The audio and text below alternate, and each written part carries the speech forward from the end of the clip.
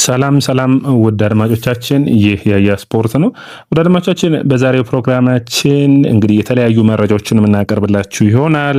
አርሰናልን የሚመለከቱ የተለያዩ መረጃዎች ይወጡ ይገኛሉ። እንግዲህ ትናንት አወዛጋቢ የነበረው ማርቲን ኦዴጋርድን በሚመለከት ከታዋቂ ከሆኑ ከቱርክ መገናኛ ብዙሃን በተለይ ቱርክ እንግዲህ በጣም አስቸጋሪ የሆነ ይመስለኛል በኔ እይታ። የጋላት ሰራይ እንዲሁም ደግሞ ቤሺክታሽ፣ የፌነርባቼ ኢስታንቡል ውስጥ ያሉት በጣም የተለያየ አይነት ዜና ሐሰተኛ ዜናን በጣም ያራግባሉና ትናንት ማርቲን ኦዴጋርድ ሙሉ በሙሉ በግል ጉዳይ ተስማማ። አርሰናል እስከ 40 ሚሊዮን ዩሮ ከተጫዋቹ ይጠብቃል። ጋላት ሰራይ ተጫዋች የሚሆነው የጤና ምርመራውን ያደርጋል የሚል ሰበር ዜና ባንዴ ተናፈሰና ይህንን በሚመለከት የተለያዩ መረጃ ምንጮችን ስታዩ በፍጥነት ነው የአርሰናል የሚዘግቡ ታማኝ ዜና ምንጮች ወዲያውኑ ውድቅ አድርገውታል። በጣም የሚገርም ነው። እንግዲህ ይህ ምን ይገርማል ካላችሁኝ እንግዲህ አንደኛ ባይዘወይ አርቴታ ኦዴጋርድና እንዲሁም ደግሞ በሃቨርትዝ ጉዳይ ጠንከር ያለ ውሳኔ ነው ያለው። ምክንያቱም ተጫዋቾቹ የሚለቁበት እድል ካለ የተለየ ሂደቶችን የሚፈልግ ይሆናል። አርሰናል ከተጫዋቹ አትሊስት 60 ሚሊዮን ዩሮ አሁን ባለው ዋጋ ማርቲን ኦዴጋርድ 27 ዓመቱ ነው፣ በቀጣይ 28 ዓመቱን የሚይዝ ነው፣ ከዛ በላይ የሚያወጣት የሚችል ነው። አሁን እየተባለ ያለው እኮ ማርቲን ኦዴጋርድን ስታስቡት እናንተስ በዝውውር ሂደቱ የሌሎች ተጫዋቾች ግማሽና ከነሱ በታች ነው ወይ የሚል ትልቅ ጥያቄ የሚነሳ ያለበት ይመስለኛል። ከዛ ውጭ አርሰናል በሽያጩ ረገድ ጠንካራ ለመሆን በዚህ የዝውውር መስኮት ላይ የሚያስቡ ይመስለኛል። የዝውውር መስኮትና የዝውውር ሂደቶች ሁሌም ታማኝ የሆኑ ምንጮች ከታማኝ ካልሆኑ ምንጮች መለየት ነው በጣም አስቸጋሪ የሚሆነው። ታዲያ የትኛው ታማኝ ነው የትኛው ታማኝ አይደለም የሚለው ራሱ ሌላ ጥያቄ ሆኖ መቅረብ የሚጠበቅበት ይሆናል። አርሰናል የተከላካይ መስመሩን በሚመለከት ግን ብዙ የተለያዩ መረጃዎች እየወጡ ይገኛሉ። ታዲያ አርሰናሎች ከባርሴሎና በኩል አንድ ጥያቄ ቀርቦላቸዋል። ያም ባርሴሎናው ተከላካይ የሆነው ጁልሴን ኩንዴን በሚመለከት ማለት ነው። ጁልስ ኩንዴን በሚመለከት ለአርሰናል ቀርቦለታል። አርሰናል የዚህ ተጫዋች ከሲቪያ ጀምሮ በሚገባ መልምለውታል። ጊዜው ምርጫው እንግዲህ ባርሴሎና አድርጎ አቅንቷል። የቀይ መስመር ተከላካይነቱን መሀል ተከላካይ መሆን የሚችል አቅም አለው። ነገር ግን አርሰናሎች ትንሽ አስቸጋሪ የሚያደርግባቸው የደሞዙ ሁኔታ ነው። የዚህን ተጫዋች ለማስፈረም ንግግሮችን ማድረግ ይፈልጋሉ። ባርሴሎና 60 ሚሊዮን ዩሮ ይፈልጋል። ተጫዋቹ ያለው የእድሜና የአቋም መዋዠቅ ችግር እንዳለበት ይታመናል። አርሰናሎች ታዲያ በሚገባ እያዩት ይገኛሉ። ተጫዋቹ ዝቅ ባለ ዋጋ የሚመጣ ከሆነ ግን ፍላጎት ሊኖራቸው የሚችልበት እድል ይኖራል። አርሰናል እንግዲህ አዲሱን የአካዳሚዎች ኃላፊ የሆነውን ፓስካል ዲማሽለክን መሾሙ ይታወቃል። ታዲያ አዲሱ የአካዳሚ ዳይሬክተር በብዙ ስራዎች እንደሚወጠር የሚጠበቅ ይሆናል። የራሱ የሆነ በጀት ይኖረዋል። ብዙ ታዳጊዎችንም የሚያስፈርምበት እድል እንደሚቀርብለት የሚጠበቅ ነው የሚሆነው። ታዲያ ከነዚህ ውስጥ አንዱ ሁለቱ የኢኳዶር ብሔራዊ ቡድን ወይም ደግሞ የኢንዲፔንደንት ዴላ ቫሌ የሚጫወቱት ሁለቱ ታዳጊዎች የሚጠቀሱ ናቸው። ሆልገርና ኤድዊን ኩንቲየሮ ይባላሉ። የኩንቲየሮ ወንድማማቾች ታዲያ አንዱ የሆነው ኤድዊን ኩንቲየሮ ለኢንዲፔንደንት ዴላ ቫሌ ትናንት ተጫውቷል፣ ጎልም አስቆጥሯል። በ16 ዓመቱ አስገራሚ ብቃቱን አሳይቷል። እንግዲህ ወደ አድማጮቻችን ጸጉሩን ተቆርጦ የሆነ አይነት የቆርጥ አይነት ስታይል አላቸው።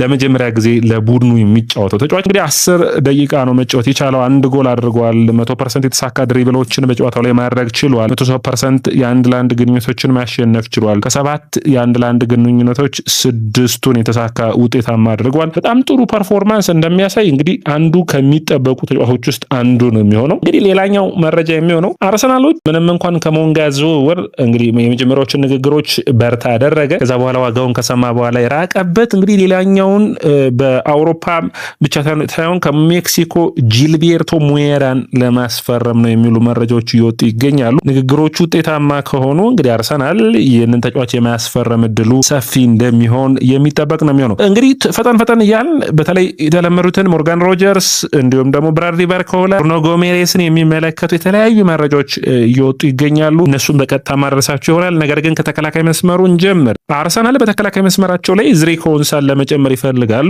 ባለፉት ቀናቶችም አንስቼዋለሁ። ታዲያ ጠለቅ ያለ አንድ ጽሁፍን አገኘው። ዝሪ ኮንሳን በሚመለከት አርሰናል 35 ሚሊዮን ፓውንድ የመክፈል ፍላጎት አለው ወይም 40 ሚሊዮን ዩሮ።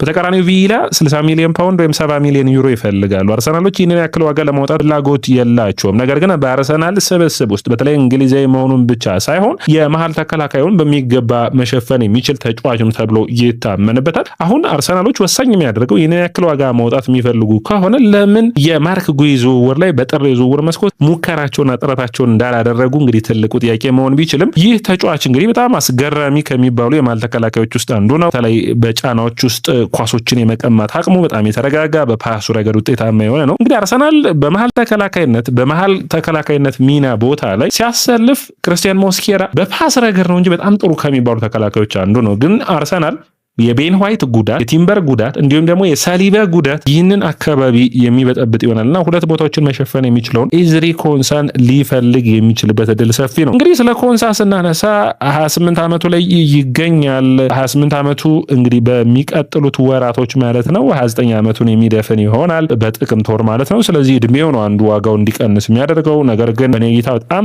ጥሩ የሆነ በፕሪሚየር ሊጉ ልምድ ያለው ጥራት ያለው ተከላካይ በሱ ውስጥ ይታየኛል። 286 ጨዋታዎችን ማድረግ ችሏል። 12 ጎሎችን ማስቆጠር ችሏል። በመከላከል ብቃቱ የተሳካ ፓስ በማድረግ በተለይ በጣም ወጥ የሆነ በጣም ጥሩ የሚባል ነው። እንግዲህ እንደ ድክመት የአየር ላይ ዱዋሎቹን የአካል ብቃቱን መነሳት የሚቻል ነው የሚሆነው። ነገር ግን ጽድት ያለ በጣም በመከላከል ረገድ በጣም አስገራሚ የሆነ ተጫዋች ነው። በኔታ ኮንሳ በሚገባ አርሰናል የሚጠቅም ይሆናል። ነገር ግን የዋጋው ጉዳይ ነው በቃ መድፈኞችን ከዚህ ዝውውር ሊያስቀራቸው የሚችለው።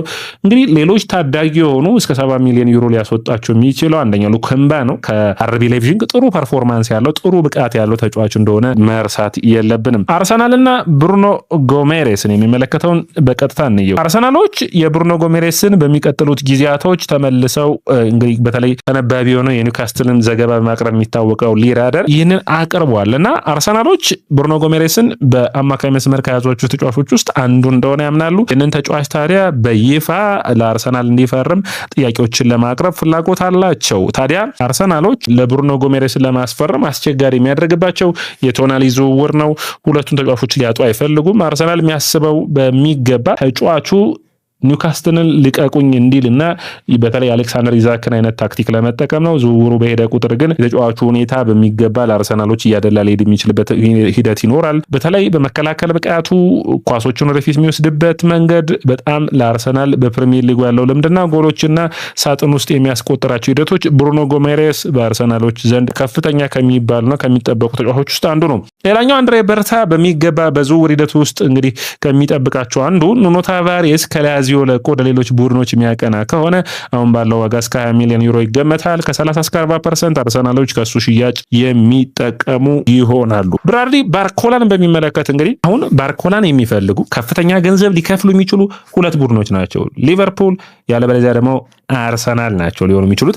ታዲያ እዚህ ዝውውር ላይ በቀጥታ በሚባል ሁኔታ አርሰናሎች የተጫዋቹ ፈላጊ እንደሆኑ ተጫዋቹ ፍላጎት እንዳላቸው በሚገባ አስረድተዋል። አርሰናልም እንዲሁም ለሊቨርፑል ማስቸጋሪ ያደረጉት 116 ሚሊዮን ፓውንዶችን መጠየቁ ነው። ይህንን ዋጋ ታዲያ አርሰናሎች በሚገባ እያጤኑበት ይገኛሉ። ምን ያክል ዋጋ ለተጫዋቹ መከፈል አለበት የሚለው ላይ በሚገባ ውሳኔ ያስፈልገዋል። አርሰናል የተጫዋቹ ዋጋ የሚቀንስለት ከሆነ በለንደን ቤት ይህንን ተጫዋች ለማስፈረም ተመራጭ ነው ብለው ለማየት የሚገባ ፍላጎት አላቸው። ተጫዋቾቹን ድርድሮችን አድርገውም ተጫዋቹን የማስፈረም ፍላጎት አላቸው። መድፈኞቹ በዝውውር መስኮቱ ላይ ራፋኤል ሊያኦ ከኤሲ ሚላን ተጫዋቹን እንዲፈርም ጥያቄ ለማቅረብ ፍላጎት ነበራቸው። ነገር ግን በራፋኤል ሊያኦ በባህሪና በተለያዩ ምክንያቶች ደስተኛ ያልሆነው አንድሬ በርታ ከዚህ ዝውውር ላይ ራሱን የማግለል ፍላጎት አላቸው የሚል ነው። መድፈኞቹ ግን ብሩኖ ጎሜሬስን ብቻ ሳይሆን ዛሬ ደግሞ በሚነሳው መሰረት ጆ ፈርናንዴዝንም ትናንትም አንስተነዋል በሚገባ ፍላጎት አላቸው። የኤንዞ ጉዳይ ግን አሳሳቢ የሚያደርገው አርሰናል በተለይ በአካል ብቃቱ በጥራቱ በተጫዋቹ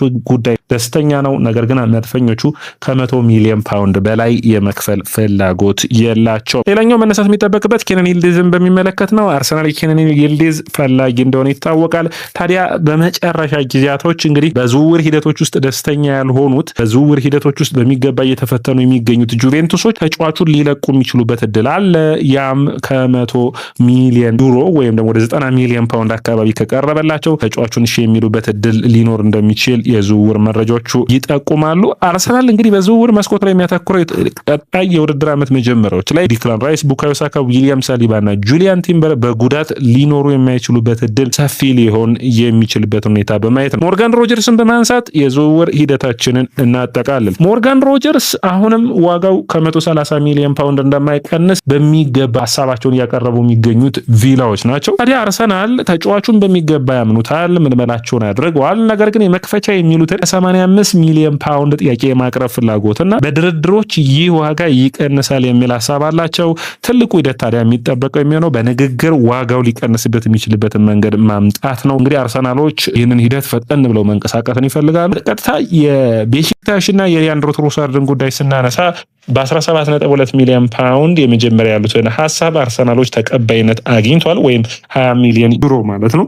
ነገር ግን የተጫዋች ውሳኔ ከዓለም ዋንጫው መጠናቀቅ በኋላ የሚጠበቅ ይሆናል። ሰላም ወደ አድማጮቻችን፣ የስፖርት ነው። የስፖርትን ላይክ፣ ሼር፣ ኮሜንት፣ ሰብስክራይብ ማድረጋችሁን አትርሱ።